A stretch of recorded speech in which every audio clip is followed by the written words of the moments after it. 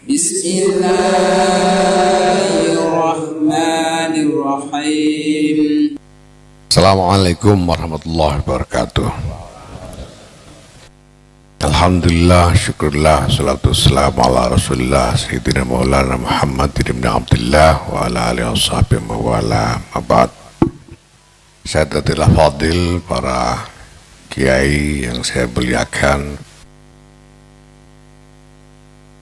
Bapak-bapak yang saya hormati, lebih 2 dekade terakhir ini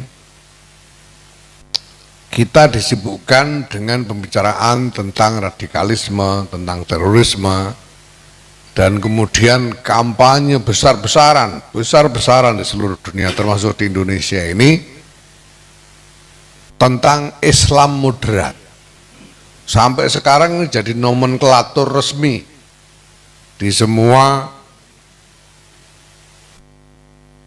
lembaga untuk kegiatan-kegiatan yang dimaksudkan sebagai upaya mengatasi masalah radikalisme dan terorisme. Kemenak itu udah paten, di anggarannya itu nomenklaturnya adalah moderasi beragama. Dan di mana-mana, ya di BNPT, ya di Lemhanas, ya di mana-mana itu nomenklaturnya moderasi beragama. Dan itu bukan hanya di situ, di dunia internasional di mana-mana bicara tentang Islam wasatiyah. Islam wasatiyah dimaksudkan Islam moderat. Nah, Bapak Ibu sekalian yang saya hormati, sudah sejak lama hal ini sebetulnya merupakan sesuatu yang menggelisahkan buat saya pribadi dan buat banyak teman-teman dari kalangan aktivis dan pemikir Islam,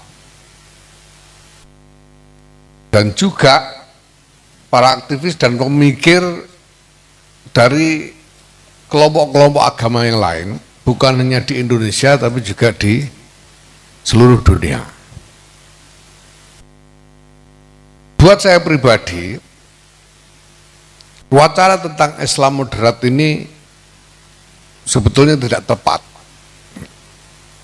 Saya itu tidak suka dengan wacana ini sebetulnya, Islam moderat ini. Ketika di mana-mana orang bicara Islam moderat, Islam wasatiyah, itu saya sebetulnya merasa ganjil sekali. Kenapa? Karena pertama, wacana tentang Islam moderat ini mengandaikan seolah-olah ada Islam yang tidak moderat. Padahal seharusnya Islam itu ya dari sananya moderat. Karena Islam itu agama wasatiyah. Tidak mungkin ada Islam yang tidak moderat. Jadi kalau kita buat kategori Islam moderat, seolah-olah ada kategori Islam yang tidak moderat. Itu yang pertama. Dan kedua, ini mengandaikan bahwa munculnya masalah radikalisme, terorisme sebagai masalah keamanan, masalah yang mengancam stabilitas di mana-mana ini sebagai hanya kesalahan Islam saja, sehingga Islam yang harus diubek-ubek dengan wacana Islam moderat ini. Padahal sebetulnya keadaan ini tercipta bukan hanya karena Islam. Kalau kita pahami dengan tepat dinamika yang terjadi secara kesejarahan, ini sebetulnya salahnya semua orang. Bukan cuma orang Islam yang yang menjadi biang kerok dalam hal ini.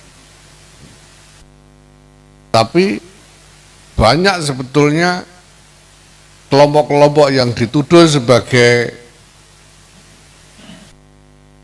kelompok teroris yang bermasalah, itu sebetulnya mereka hanya bereaksi aja terhadap keadaan yang diciptakan oleh pihak lain. Dan ini juga bukan khas Islam. Kelompok lain pun kalau menghadapi keadaan yang sama, dia bereaksi dengan cara yang sama.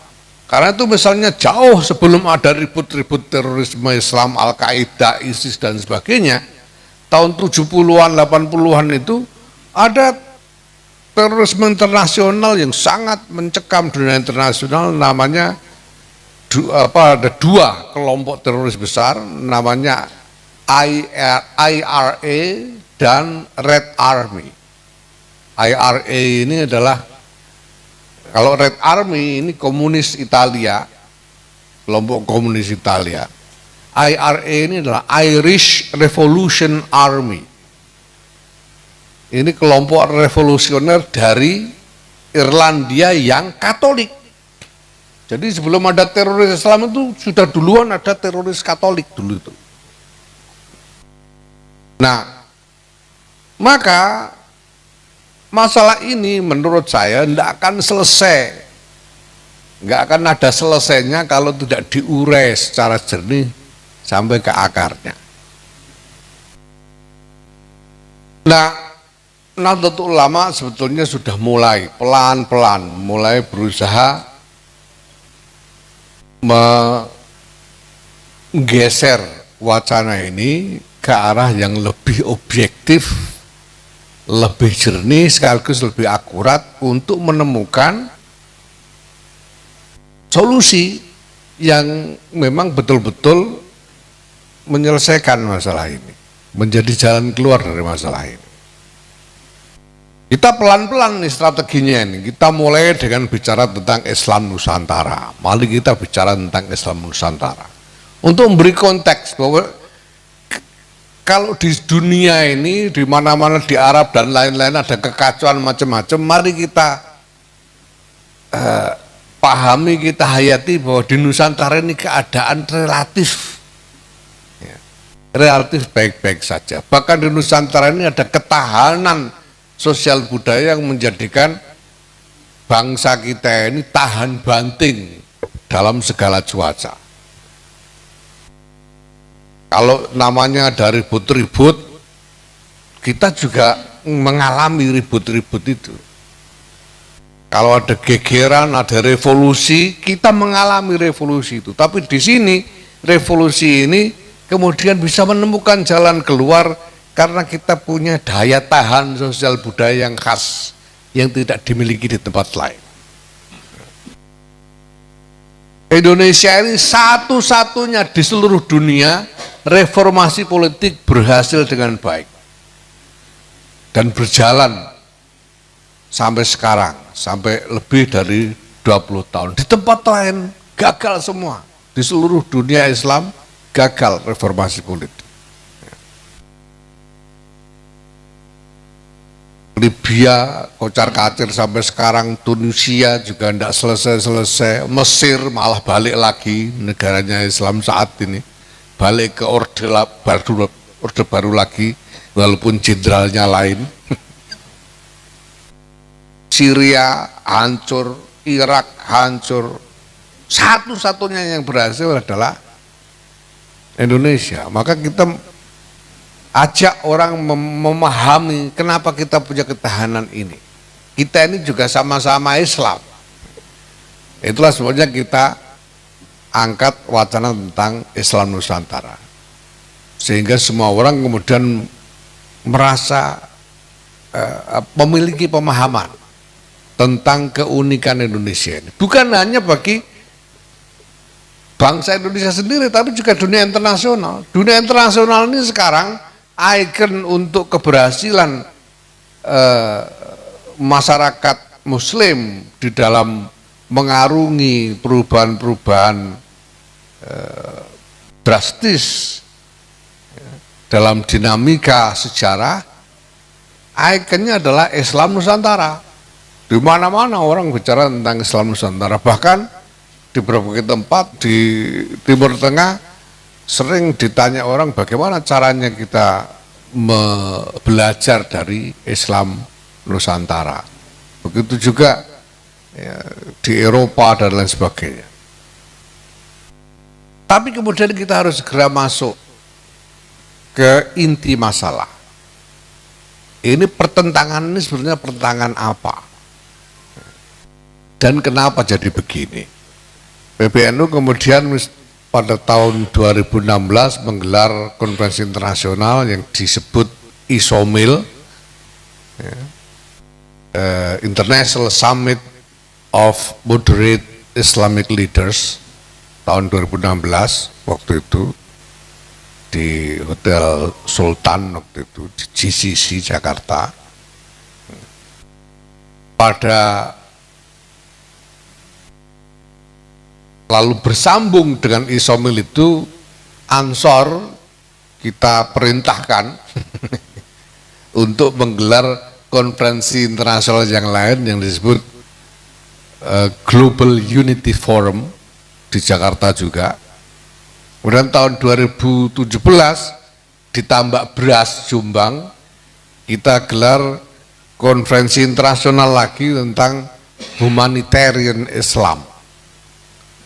Itu istilah bahasa Inggris yang sebetulnya aslinya dari bahasa Arab, yaitu al-Islam lil insaniyah, yang dimaksudkan adalah bahwa Islam yang memang mengabdi, melayani, berkhidmah untuk kemaslahatan seluruh kemanusiaan, bukan hanya satu kelompok saja, karena Islam itu rahmatan lil alamin. Kemudian di situ melahirkan apa yang kita sebut sebagai deklarasi tentang al-Islam lil insaniyah. Tahun 2018 kita gelar konferensi internasional lagi di Jogja yang kita sebut ini Ansor. Jadi kita sebut sebagai Global Unity Forum yang kedua, yang melahirkan apa yang kita sebut sebagai Manifesto Nusantara. Ini dari tahap ke tahap memetakan persoalan. Apa sih yang menjadi masalah ini? Nah, kemudian persoalan-persoalan itu kita bawa pada tahun 2019 ke dalam Musyawarah Nasional Alim Ulama di Banjar Patroman bulan Februari ya 2019 waktu itu, untuk dibasul masailkan. Apa saja masalah-masalah yang kita rumuskan itu? Masalah-masalah yang kita rumuskan itu adalah bahwa pertama, kita ini menghadapi masalah tentang pemahaman posisi non-muslim atau orang kafir di tengah-tengah masyarakat Islam. Bagaimana Islam memandang orang kafir sekarang? Ini masalahnya. Kenapa selalu saja ada potensi munculnya radikalisme yang memusuhi kelompok agama lain? Karena memang ada masalah tentang wawasan kita mengenai kelompok non-muslim ini. Nah, selama ini ya, di zaman klasik lah ya, zaman klasik, ya, orang kafir itu dipandang sebagai memang musuh. Pada dasarnya orang kafir itu musuh yang harus dicurigai, bahkan diperangi dan lain sebagainya. Itu di kitab-kitab turos kita itu bertebaran pandangan-pandangan tentang ini. Nah, ya sekarang ini kita harus bicara lagi, kalau keadaannya seperti ini, seperti zaman ini, lalu bagaimana posisinya orang kafir ini? Kemudian yang kedua adalah tentang khilafah. Dulu itu yang namanya khilafah itu adalah aspirasi dari aspirasi politik di mata apa namanya yang dianggap normatif oleh umat Islam di mana-mana dulunya itu, walaupun belum pernah ada apa namanya sejak berakhirnya dinasti Umayyah itu sebetulnya belum pernah lagi ada khilafah tunggal, itu belum pernah, karena dinasti Umayyah runtuh itu sudah ada dualisme, ada kekuasaan yang berpusat di Baghdad, Abbasiyah di Baghdad, ada Bani Ahmar di Kurtubah, dan sudah itu lebih terpecah-pecah lagi, jadi banyak sekali. Di Afrika ada, di Asia Tengah, di India, dan lain sebagainya. Tapi secara normatif membentuk satu khilafah universal itu masih dianggap sebagai cita-cita politik yang paripurna. Itu dulu begitu dulunya. Nah kemudian masalahnya ketiga adalah soal syariah. Syariah di hadapan hukum, yaitu hukum positif, hukum modern yang dihasilkan melalui proses-proses politik modern.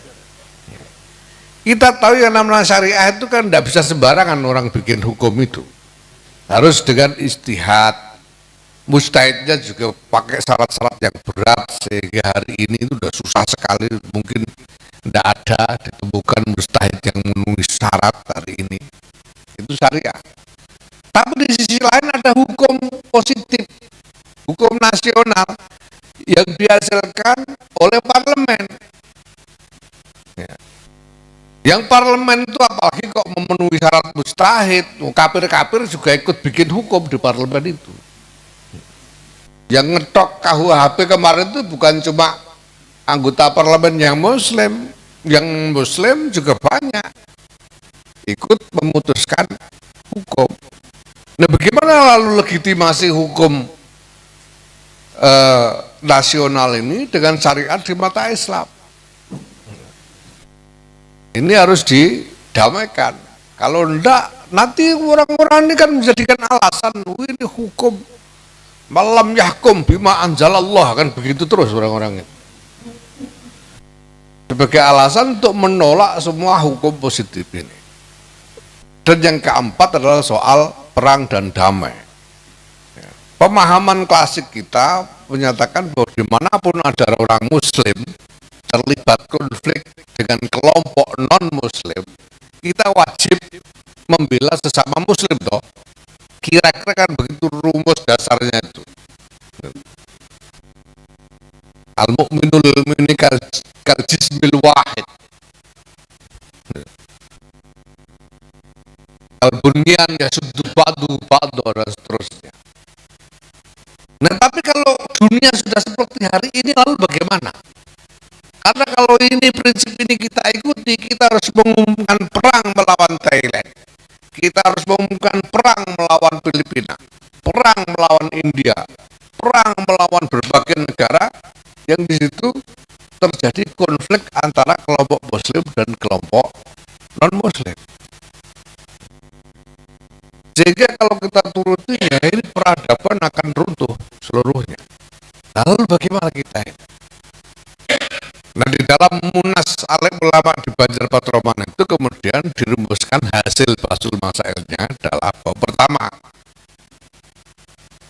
kategori non-muslim atau kafir ini tidak relevan di dalam konteks negara bangsa modern, karena setiap warga negara harus setara di depan hukum. Ini baru, ini apa namanya, istimbat baru ini. Karena sebelumnya ya namanya kafir itu walaupun zimmi, ya dia hak-haknya tidak setara dengan muslim. Itu kitab-kitab kita isinya begitu semua.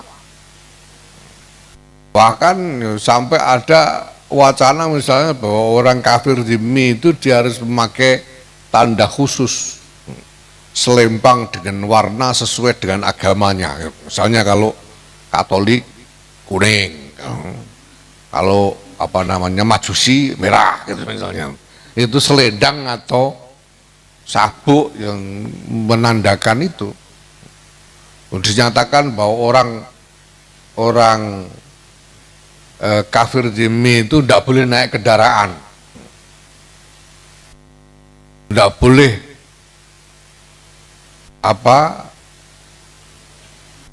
melewati jalan yang biasa dilewati oleh orang-orang mukmin. Itu ada gitu, itu di Kifayatul Akhir misalnya itu ada kayak begitu itu. Nah sekarang kalau di Indonesia gimana? Kalau kita begitu kan ya kacau balau dunia fana gitu ya. Nah makanya lalu dinyatakan bahwa ya kafir tapi tetap setara di depan hukum seperti juga warga negara yang muslim, tidak ada diskriminasi, tidak ada perbedaan hak dan lain sebagainya. Kemudian yang kedua tentang khilafah, dinyatakan bahwa khilafah itu ya bentuk negara tertentu itu tidak diwajibkan. Jadi orang bebas membuat bentuk negara sesuai dengan kehendak dari warganya. Jadi khilafah itu tidak wajib. Ini memberi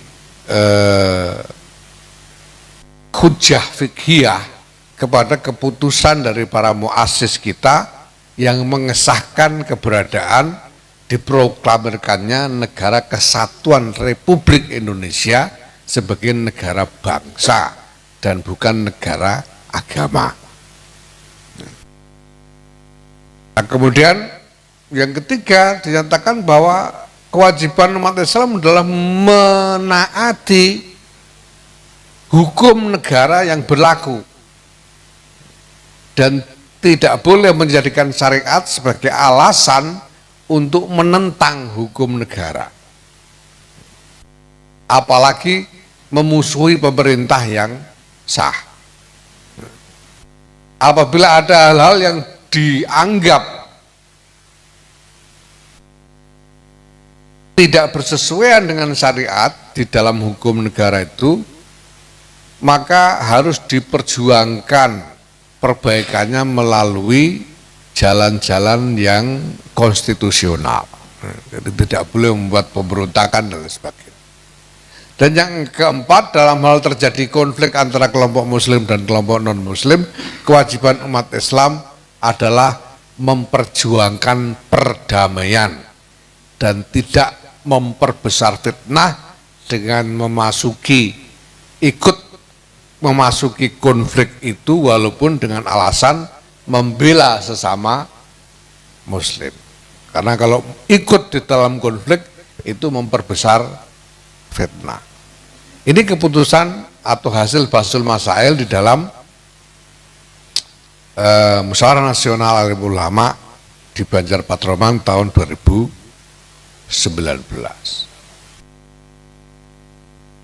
Nah sudah itu Bapak-Ibu sekalian, kita masih butuh memahami sebetulnya kalau di dalam konteks dinamika peradaban, akar dari semua masalah ini apa sebetulnya? Kalau kita lihat dalam sejarah, sebetulnya kita butuh ngomong soal moderasi dan lain sebagainya. Kita butuh ngomong soal toleransi misalnya. Itu sebetulnya belum lama. Kita butuh ngomong soal toleransi, soal perdamaian, itu sejak kapan? Ya mungkin sejak kita semua penjadian semua lahir dengan ngertinya sudah harus toleran, harus damai gitu ya. Tapi sebelum itu, dulu itu perang biasa kok. itu ada perang apa namanya Turki Utsmani itu, dia bertahan sampai lebih dari 600 tahun dan tidak pernah berhenti, tidak pernah libur, hari ke hari itu terlibat peperangan melawan kerajaan-kerajaan sekitar yang non-muslim. Seperti misalnya kerajaan-kerajaan Kristen di Eropa, itu harian sampai lebih dari 600 tahun. Makanya Turki Utsmani itu bisa sampai mencaplok Albania, mencaplok sebagian Serbia, bahkan dulu pernah menguasai Sisilia. Nah, dulu itu pada ya sampai sekurang-kurangnya awal abad ke-20, orang tuh tidak butuh toleransi, tidak usah toleransi itu. Keprok ya keprok aja, itu dulu itu begitu. Perang ya perang aja. Orang mati karena perang biasa di mana-mana. Bahkan di dalam kitab-kitab kita dinyatakan bahwa apa namanya jihad hujumi itu fardu kifayah, sekurang-kurangnya setahun sekali. Dinyatakan begitu. Jadi perang ofensif itu fardu kifayah. Sekarang makanya kemudian ada ribat di perbatasan dan sebagainya. Ini baru-baru aja, ini kebutuhan baru ini. Lawang kita itu tahun 45 masih resolusi jihad kok. Masih resolusi jihad.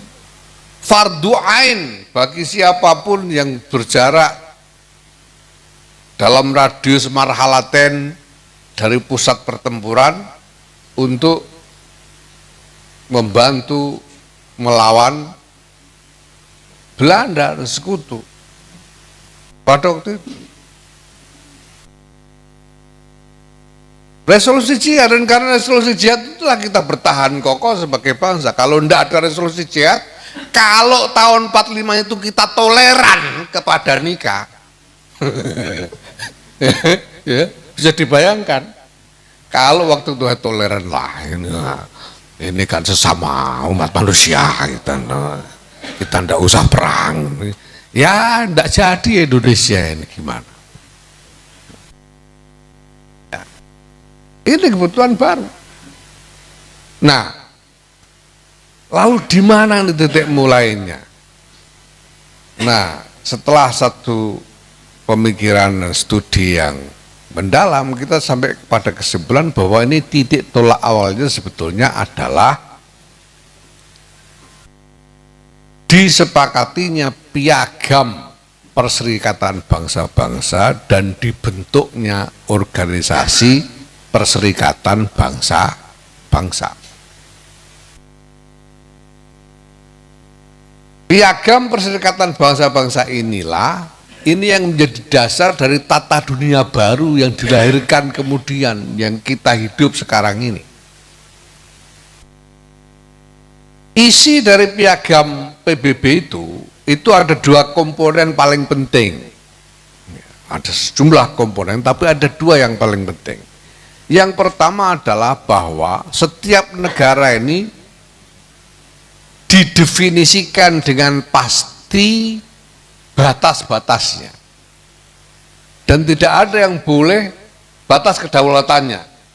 Tidak ada pihak lain yang boleh masuk sembarangan tanpa izin. Ini kesepakatan di dalam piagam PBB itu, sehingga Indonesia ini jelas batasnya, ya. Di barat itu apa namanya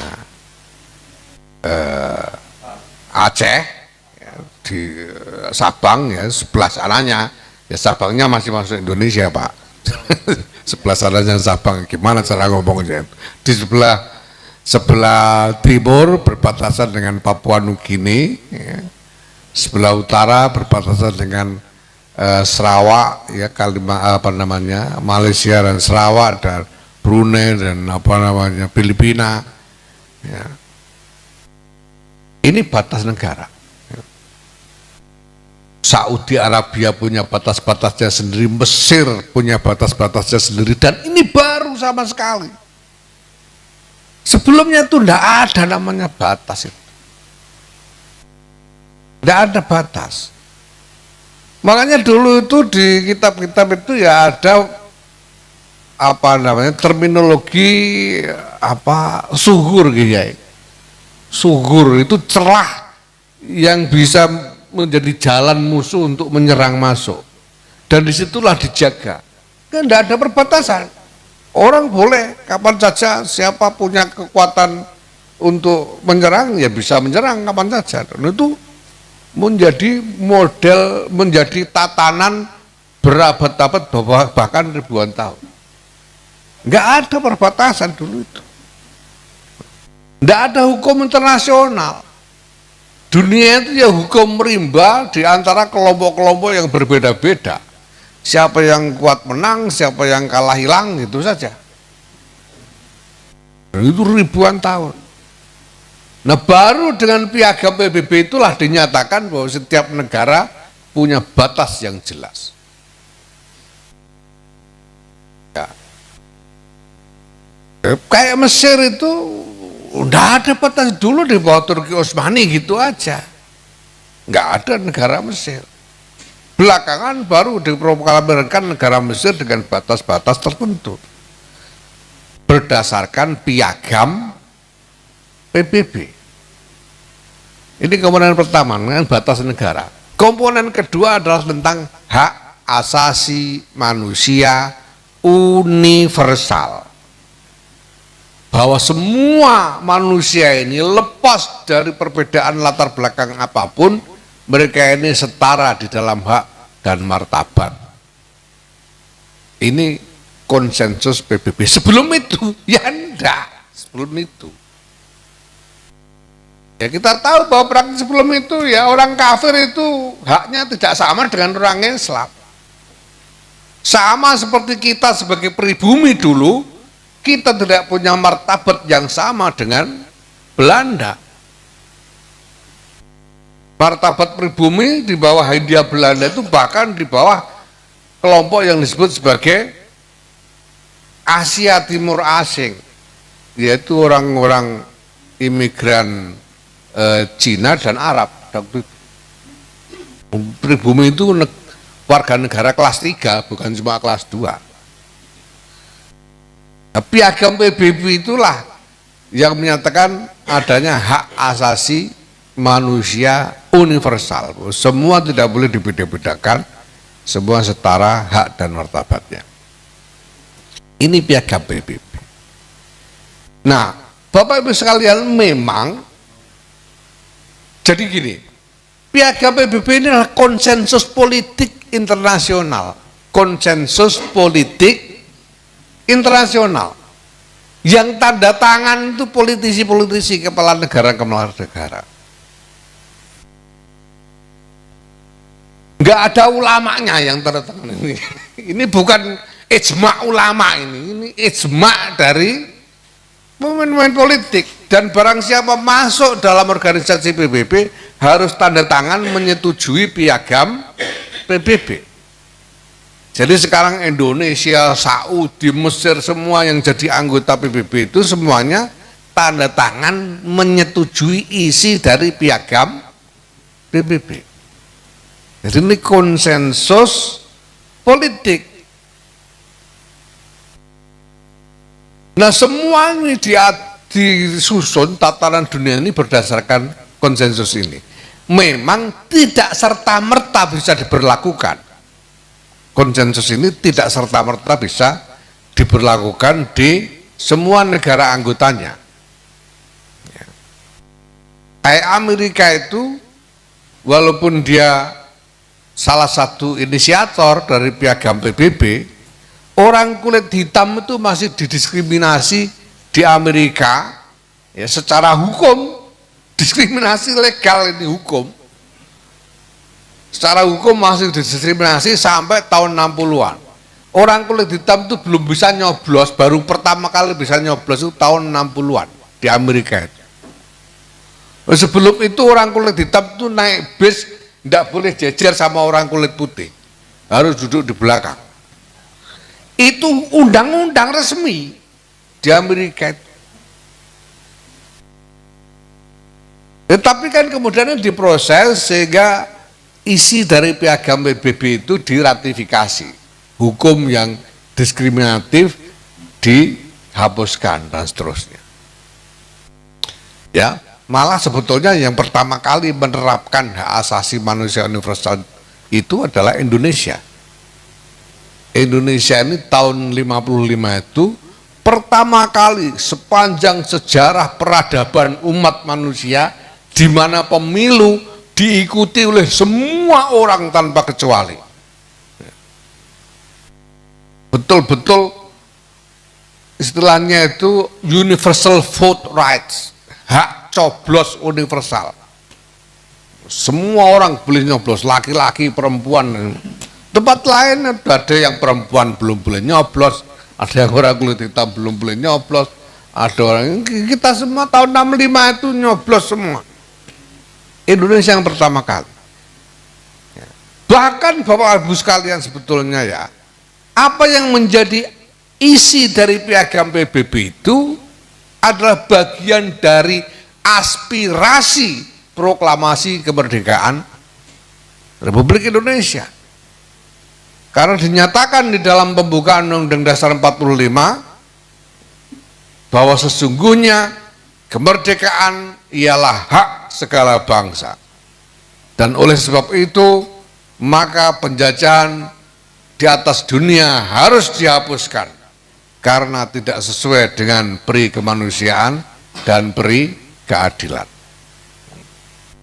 Dan dinyatakan sebagai cita-cita kemerdekaan salah satunya adalah ikut serta melaksanakan ketertiban dunia yang didasarkan atas kemerdekaan, perdamaian abadi, dan keadilan sosial. Nah, maka singkat kata, Bapak Ibu, ini semua harus kita kembalikan kepada konsensus awal, konsensus politik awal dari negara-negara yang ada sekarang ini, yaitu piagam PBB.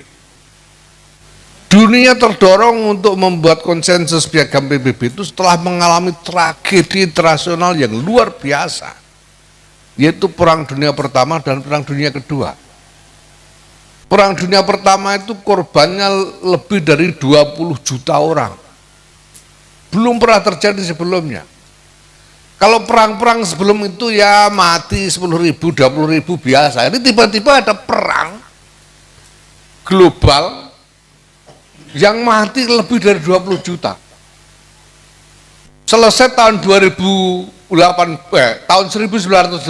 selesai, tidak lama kemudian meletus lagi 1942 dengan korban yang jauh lebih besar. Tidak kurang dari 85 juta korban Perang Dunia Kedua itu. Nah, kalau ini kita menganggap piagam PBB ini apa ndak ada, pokoknya sudah berlaku. Lah apa kita mau nunggu puluhan juta orang mati lagi dulu baru bikin kesepakatan yang baru? Baru bikin konsensus yang baru. Kita butuh berapa ratus juta orang mati lagi dulu dalam perang sebelum membuat konsensus seperti ini. Jadi konsensus internasional berupa piagam PBB ini adalah konsensus yang luar biasa mahal. Nah, memang bahwa sesudah itu belum ada kesempurnaan di dalam penerapannya. Sekarang ini bahkan berbagai pihak mulai merasa putus asa dengan konsensus piagam PBB itu karena berbagai masalah yang muncul. Tapi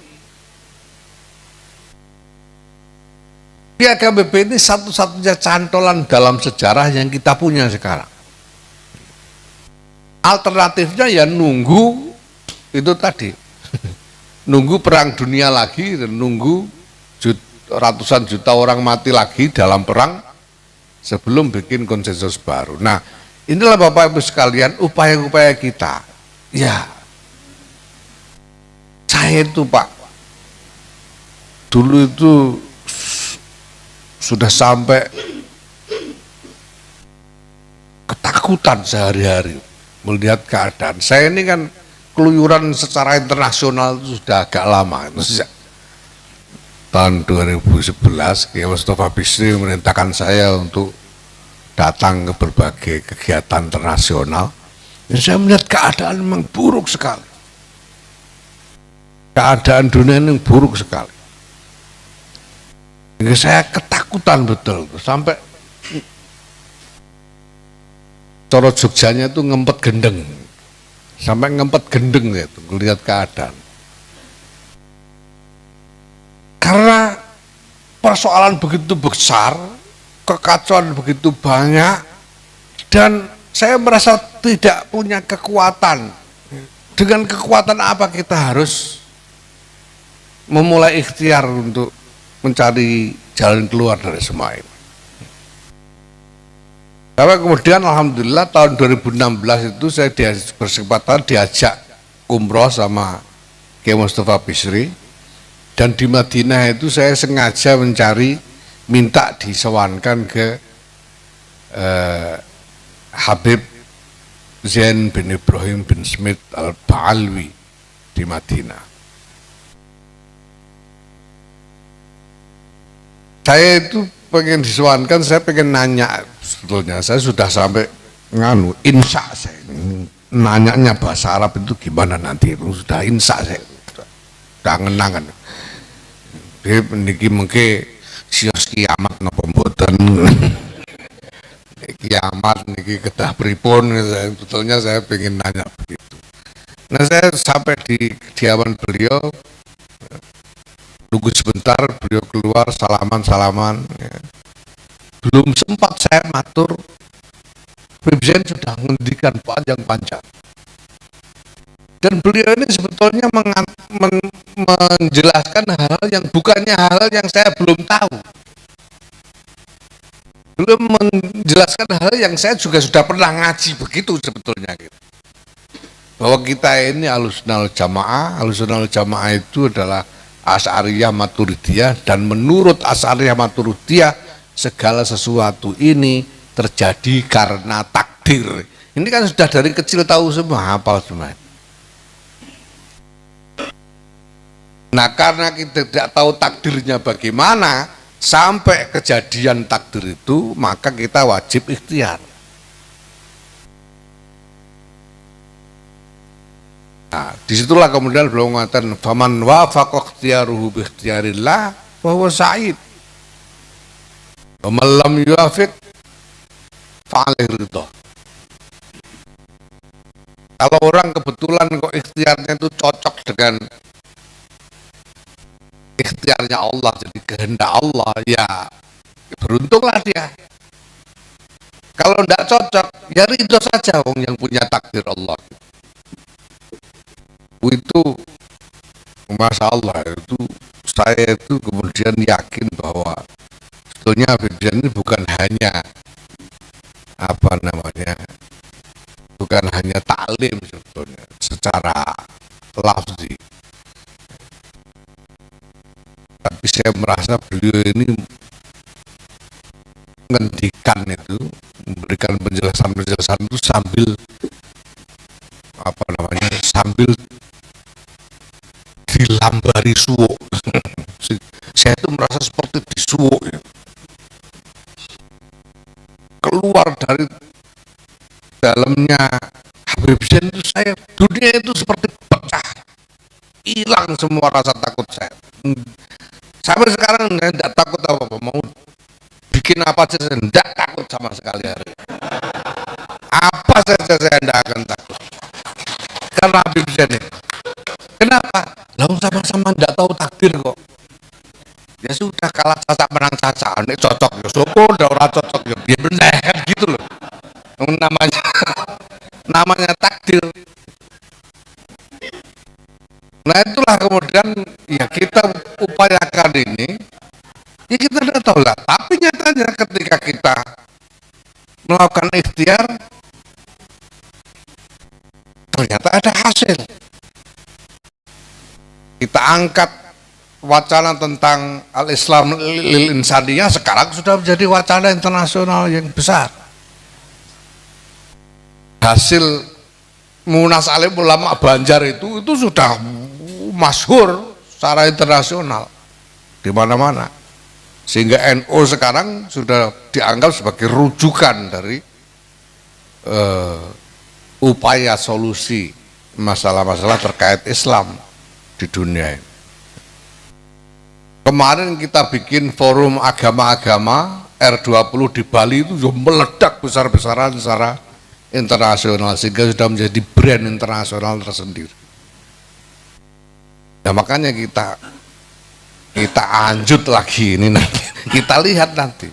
Namanya juga ikhtiar, namanya juga usaha. Ya cuma wolengnya wasiat Habib Zain ini karena kita ini tidak tahu takdirnya akan seperti apa, maka ikhtiar itu tidak boleh lepas dari zikir, kata beliau. Orang berikhtiar itu harus dibarengi dengan zikir, supaya orang itu berani berikhtiar. Kalau zikir itu ingat Allah, kemudian ada husnuzon kepada Allah, sehingga berani berikhtiar. Maka beliau katakan man laisa lahu zikr laisa lahu zakar. Allahul muwaffiq la aku bitariq. Assalamualaikum warahmatullahi wabarakatuh.